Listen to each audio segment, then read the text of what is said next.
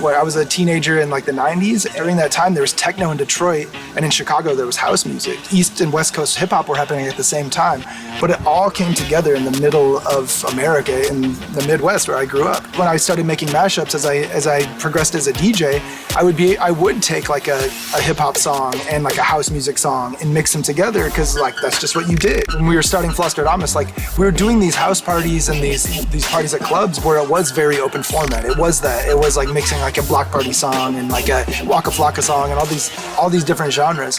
We had indie friends and punk rock friends and black friends and white friends and gay friends and straight friends, and so we would do these DJ nights that we catered to everybody. When we took it to the studio, it just felt natural. It was like, this works on the dance floor. We've seen it thousands of times work, so let's just take that and move it into the studio, and it worked out really well.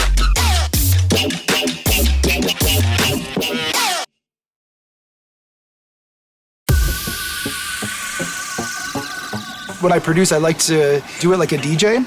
And the cool thing with Serato Studio is I get to almost DJ in a sense when I'm producing. Like I can put in elements of songs I'm using in my DJ sets right in there, and then add elements to that and kind of build songs around that. I can remove that song or take it to another DAW or something from that. But the initial sketching in Serato Studio is amazing. It's just like, the potential it has is going to be huge for us as DJs who want to become producers, or us who are DJs first that just need to take our production just a little bit higher.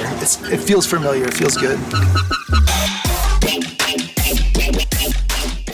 In the creation of the whole Flosstradamus like visual aesthetic and just the branding, mainly it was just us doing what everyone else wasn't doing. So at the time, everyone was like having a big LCD screen behind them with all these crazy visuals, and so we're like, let's turn the screen off. Let's just have strobe lights. A lot of DJs just kind of look kind of corny on stage, so we're like, yo, let's just like wear what we wear. Let's like wear hoodies. Let's just like do some like things that define who we are.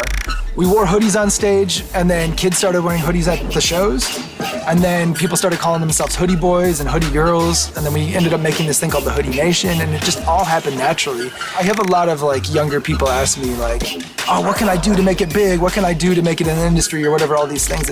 It's just do the opposite of what everyone else is doing. Maybe take what is popping right now. Let's say dubstep's popping right now. Take a little bit of that, but just do it a different way. But if you do something different, it's gonna make you stand out, and it's going to help progress your career in a way.